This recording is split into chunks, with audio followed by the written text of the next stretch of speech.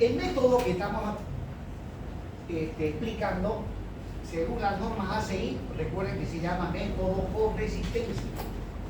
Y según la norma europea se llama método de los estados límites últimos. ¿No? ¿Por qué? Porque se trabaja con solicitaciones últimas. Bueno, y en este método hay cinco hipótesis significativas. Me acuerdo que le hice esa pregunta el pasado lunes, ¿no? La primera se refiere a la hipótesis de Navier-Bernoulli. La segunda se refiere a las magnitudes de las solicitaciones y deformaciones últimas, donde ahí explica cuál es la deformación última en compresión simple, en tracción simple y en flexión simple. La tercera hipótesis se refiere al diagrama tensión-deformación del hormigón, ¿no? Y la cuarta hipótesis al diagrama tensión-deformación del acero. Y finalmente la quinta hipótesis dice que tiene que haber equilibrio estático entre las solicitaciones actuantes y las solicitaciones resistentes. Entonces, a continuación vamos a aplicar esa hipótesis ya en el análisis de una viga de sección T, donde se supone que al llegar a este análisis ya he determinado el ancho efectivo de la placa, ya que lo primero que se debe realizar cuando se va a diseñar viga de sección T es determinar el ancho efectivo de la placa. Ingeniero, no hemos avanzado todavía a determinar el ancho efectivo de la placa. Ahí hemos quedado. Ya hemos visto. Hemos visto para vigas de sección T simples y para vigas de sección T múltiples. Ahí está la formulita. Sí. En ambos casos. Ahora, de todas maneras, recordemos, aquí está. Ese es para viga de sección T simple. Con esta fórmula se calcula el ancho efectivo. Y para vigas de sección T múltiples, aquí está la fórmula. Con esto se determina el ancho efectivo. Sin embargo, también vamos a manejar la tablita que trae la norma europea. Es muchísima más precisa. Esto es un tanto ambiguo. Dice menor igual. Bueno, ¿cuán menor? Ya más decisión de uno. ¿Cuán menor tomo? No, en cambio la tabla da exactamente el valor que debe utilizarse en el diseño. Entonces, aplicando la hipótesis quinta, que dice que tiene que haber equilibrio estático entre solicitaciones actuantes y resistentes, y como decía hace un momento, a estas alturas se supone que ya calculé el ancho efectivo, porque es con el ancho efectivo que se hace el diseño. Bueno, ahí está el espesor de la placa, el espesor del nervio y la solicitación actuante. Como estamos viendo de flexión simple, la solicitación actuante es un momento flector. En este caso, el momento nominal. Bien, debido a esa solicitación actuante, dentro de la sección transversal vamos a tener una zona comprimida y otra parte que está traccionada. Según el símbolo del momento, la punta comprime, la cola tracciona. Entonces, esto significa que el borde superior de la placa, miren, la placa está comprimida y también parte del nervio está comprimido. Y si son observativos, ¿qué forma tiene la zona comprimida? Tiene la forma de una letra T. ¿No? Tiene la forma de una letra T. Bien, continuamos.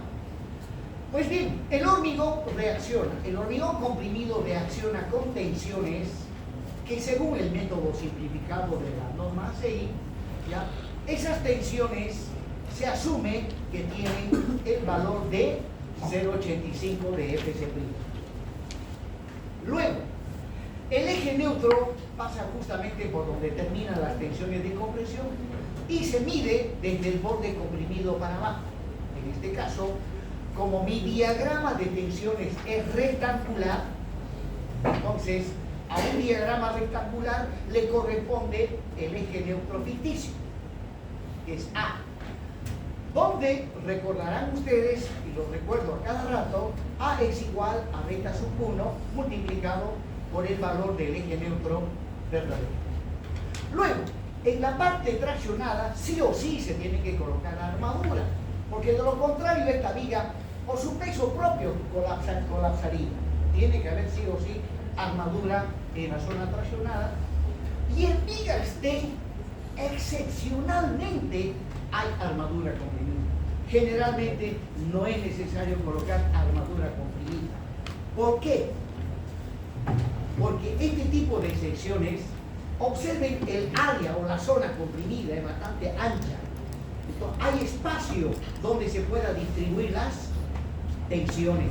Porque si tuviese un área muy reducida, las tensiones se concentran excesivamente.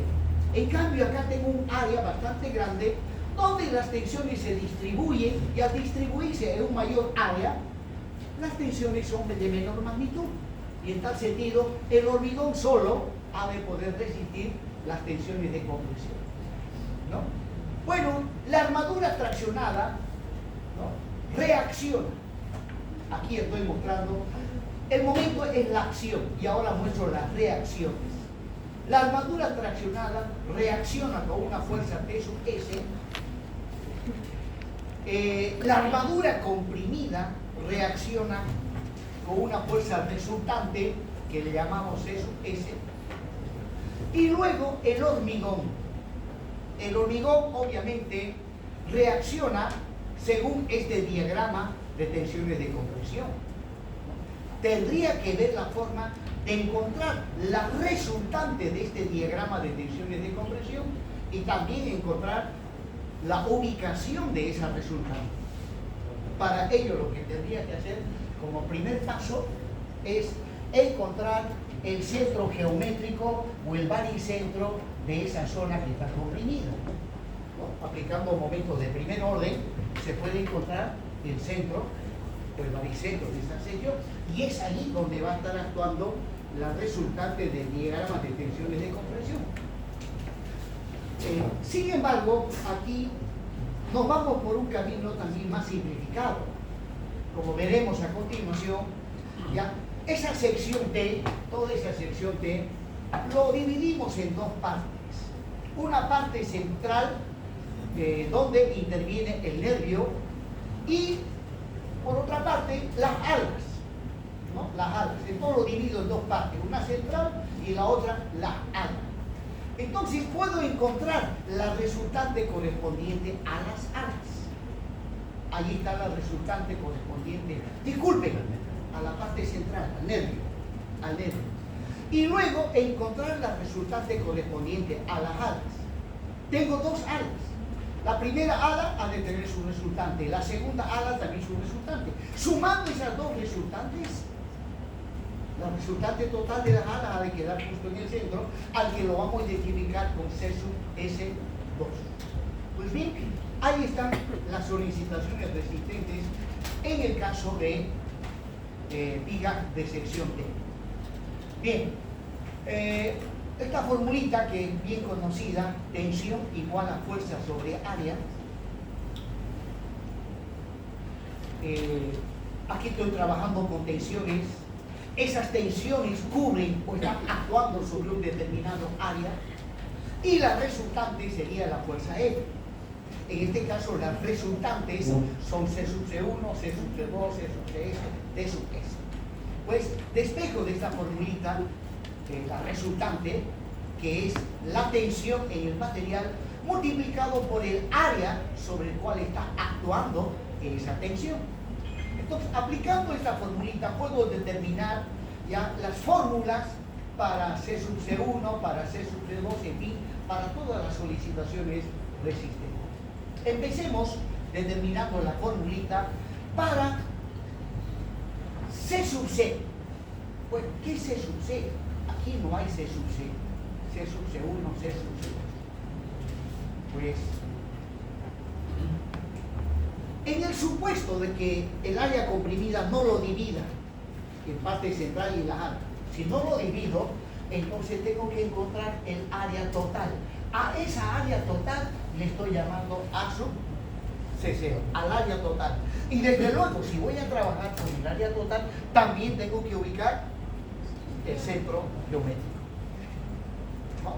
Pero para evitarnos ese trabajito de estar calculando el centro geométrico, es que se divide en dos partes. De todas maneras, en caso de que no haya dividido el área comprimida en dos partes, ya C sub C, que llegaría a ser la resultante de las tensiones en todo el área, esa resultante sería igual a la tensión en el óptimo, que va a ser 85 Fc', por el área total de la zona comprimida. Pero en la práctica, ¿qué hacemos? Dividimos la zona comprimida en dos partes y determinamos C sub C1, ¿no? La fuerza resultante, que ha de ser igual a la tensión del hormigón es 0,85 Fc', por el área. ¿Cuál será el área de la zona central? Es un rectángulo. La base es B sub W y la altura A. Ahí está entonces multiplicado por el área. Listo. Y luego calculo C sub C2, que también ha de ser igual a la tensión, que es 0,85 Fc', multiplicado por el área. ¿Cuál será el área correspondiente a las dos alas? A las dos alas. Uno de los lados es H sub F y el otro lado a B sub E tendría que quitarle B sub W. Entonces el área ha de ser B sub E menos B sub W por HF. Ahí está, ese es el área. Listo, ya tengo C sub 1, C sub 2 y ahora puedo sumar ambos. Sumando ambos ya encuentro la tensión resultante correspondiente a toda la zona comprimida. Sumando C sub C1 más C sub C2, reemplazando y haciendo simplificaciones, voy a llegar a esa expresión. ¿No? Reemplazando estas dos expresiones que van arriba, llego a esa expresión.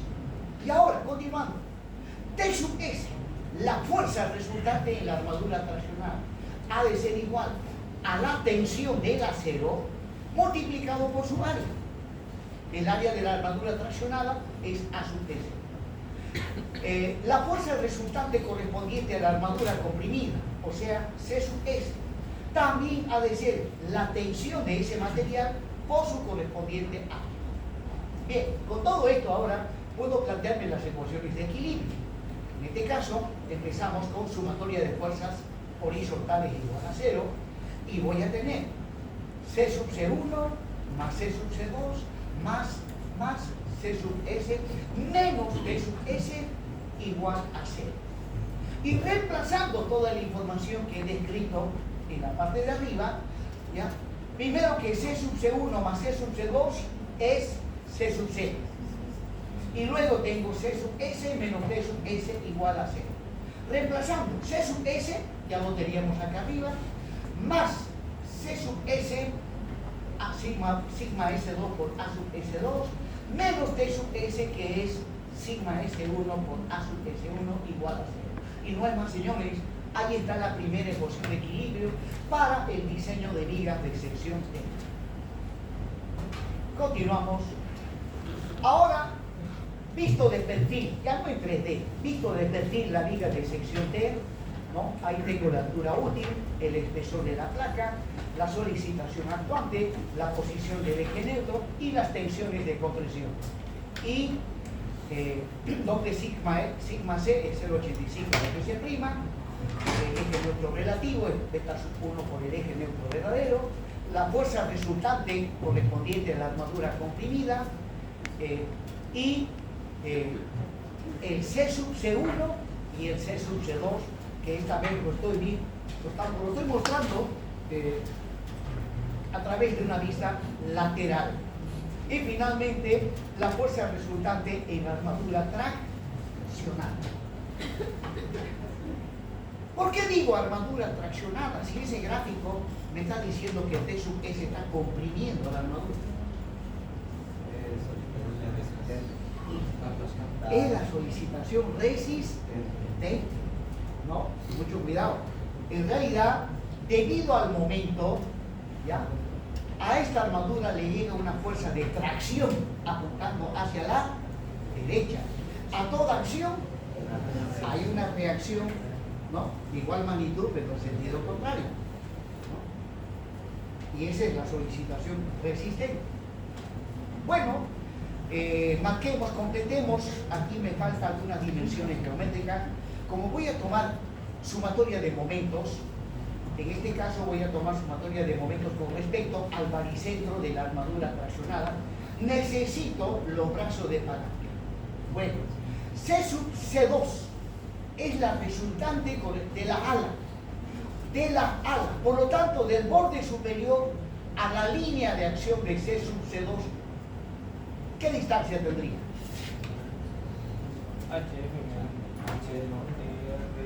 HF sobre 2. ¿No? El C sub S2 es la resultante de las alas que actúan a lo largo de la altura del ala. Y su resultante pues tiene que estar al medio, ¿no? Y C sub C1 sería A menos H. es la franja que está al medio, desde la parte comprimida hasta donde está el eje neutro. A sobre Eso 2. es A menos. A menos. Y luego, prosiguiendo, ahí está, esa es la armadura comprimida, la armadura traccionada, el recubrimiento mecánico de la armadura comprimida, y luego la altura útil menos R2 en la distancia entre armaduras. Luego, la distancia de C sub C2 con respecto a la armadura traccionada ha de ser la altura útil menos HF sobre 2.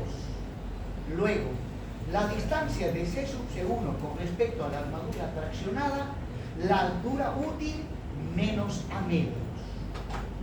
Y finalmente, ya tengo toda la información para poder plantearme la ecuación de equilibrio de sumatoria de momentos con respecto al baricentro de la armadura traccionada, que le estoy llamando el punto O.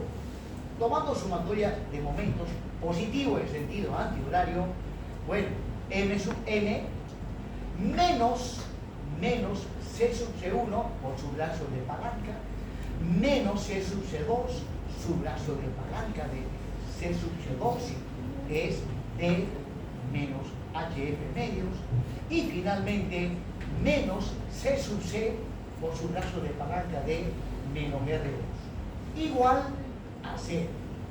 Y ahora, reemplazando las expresiones de C sub G1, C sub C2, C sub S, recuerden, ahí lo estoy mostrando nuevamente, reemplazando todas esas expresiones, tengo M sub N menos C sub C1 es 0,85 a B por A, y su brazo de palanca D menos A medios, luego C sub C2, 0,85 de B sub E menos B sub omega por HF, su brazo de palanca D menos H medios, y menos C sub S, que es sigma S2 por su brazo de palanca D menos R2 igual a 0. Y luego, después de M sub N vienen dos términos de los cuales factorizamos 0,85 de TC'. Factorizando, pero antes de ello, aquí estoy trabajando con el momento nominal, y pues el momento nominal multiplicado por el coeficiente de seguridad da el momento último. Pues de ahí despejo el momento nominal, y el momento nominal ha de ser MU sobre pi. Reemplazando esa expresión, voy a llegar a esto. El resto se repite. Y luego, una vez hecho eso, multiplico por el coeficiente. Momentico.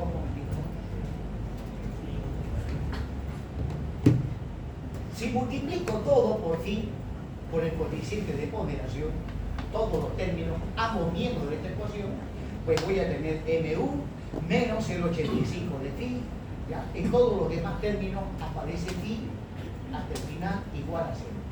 Y ahí está, señores, la segunda ecuación de equilibrio para el diseño de viga de sección. Bien, entonces, haciendo y ahora la ecuación de compatibilidad de las deformaciones.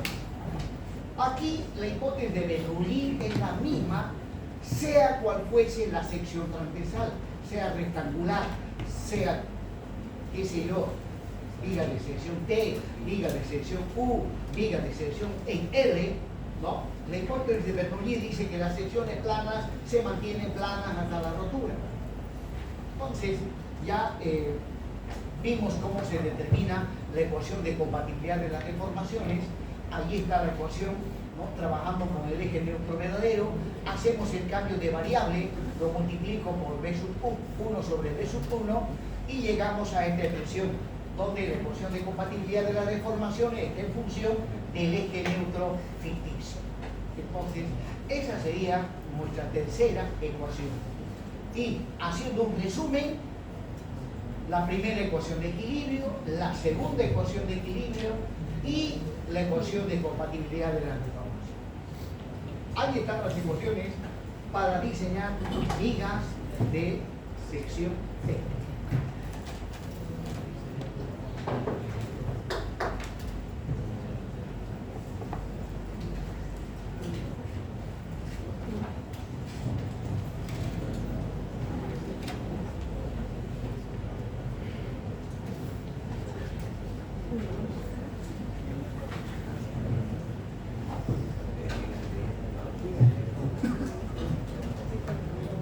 ¿En qué tipo de estructuras es donde aparece con mayor frecuencia la necesidad de utilizar vigas de sección T? En puentes, en pasarelas peatonales,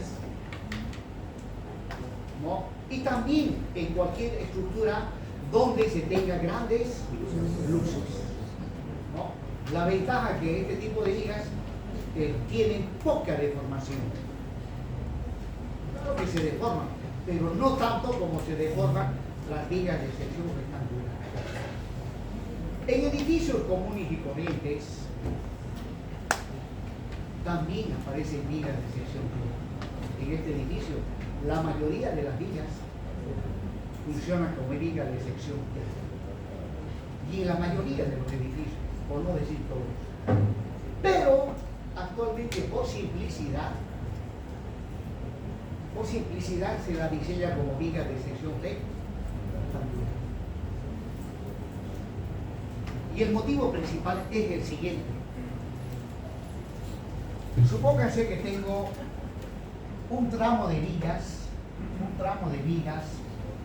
columna, columna, columna, y suponiendo que la viga, bueno, no es suponiendo, sino que la viga, ustedes tienen la losa, donde la losa junto con las vigas se hormigona simultáneamente, ¿no? Ahí está la viga y la losa. Pues estas losas están sometidas a cargas, las vigas trabajan junto con las losas, ¿no? Junto con las losas. Ahora, el diagrama de momentos flectores generalmente es de este tipo.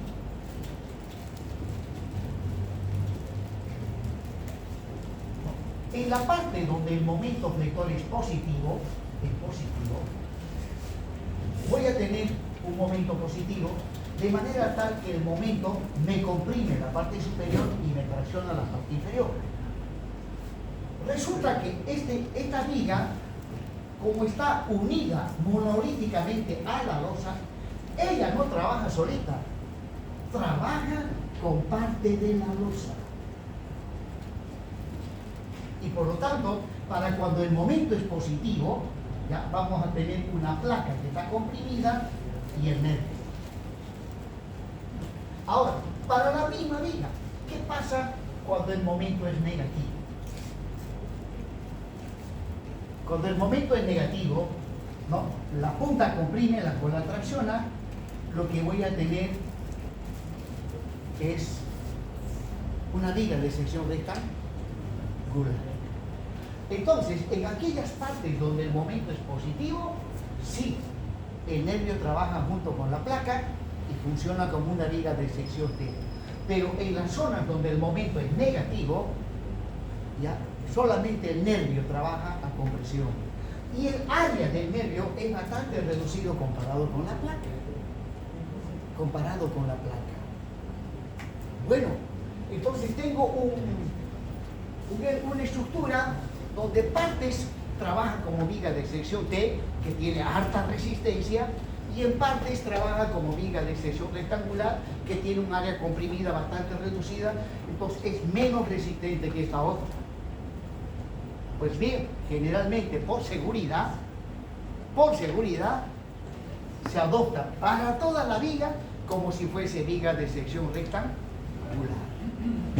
por seguridad, ¿no? Seguramente más adelante pues vendrán normas donde para los momentos positivos las tenemos que diseñar como viga de sección T, y lo cual implica evacuar menos armadura. Y para la parte donde el momento es negativo, se calcula como viga de sección rectangular.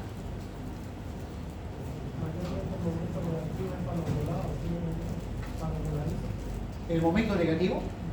No siempre. Es más, aquí están los momentos negativos, y generalmente los momentos negativos son mayores a los momentos positivos en los análisis, ¿no? Solo que debido al fenómeno de fluencia del hormigón con el transcurrir del tiempo, hay un reacomodo al interior de la estructura de las tensiones, y como consecuencia de ello hay un relajamiento del hormigón, y esta tensión máxima disminuye hasta un 10%, pero eso que disminuye pasa hacia los momentos positivos, o sea, los momentos positivos debido al fenómeno de fluencia con el tiempo se incrementa. Pues todo eso toma en cuenta el método de diseño.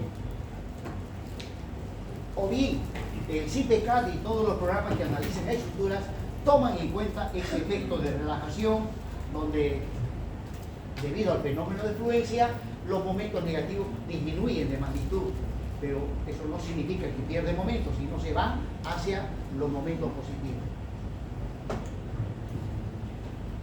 Bien, entonces tenemos tres ecuaciones para el diseño. Ahora vamos a analizar algunos casos especiales. Primer caso especial, dice cuando el eje neutro ficticio queda ubicado en el borde inferior de la placa. ¿Qué significa eso? Ahí está mi viga, y aplicado el momento, el eje neutro queda ubicado en el borde inferior de la placa, ¿no? Y las tensiones de compresión, ¿no? El eje neutro queda ubicado en el borde inferior de la placa, de manera tal que de este borde inferior para abajo está todo traccionado. Entonces, sigma C es la tensión, que vale 0,85 en DC', y